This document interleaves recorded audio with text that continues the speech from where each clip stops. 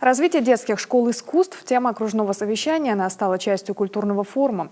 Здесь первый замминистра культуры России доложил представителям регионов, что именно делается на федеральном уровне для решения общих проблем – нехватки кадров, изношенности технической базы и многолетней недофинансированности школ искусств.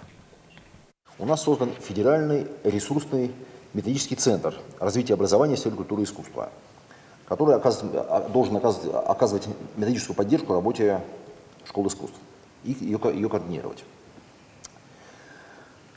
Второе.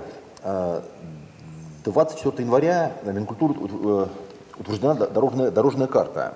Среди регионов Северо-Западного федерального округа проект согласовали без замечаний или с минимальными замечаниями 8 субъектов. 3 субъекта – это Республика Коми, Архангельская и Мурманская области, дали предложения по корректировке части показателей, которые были по возможности учтены.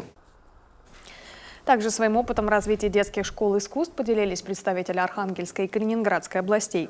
Напомним, по итогам прошлого года Коми вошла в десятку лучших регионов по темпам развития культуры. Но типичные проблемы отрасли, связанные и с детскими школами, до конца еще не решены.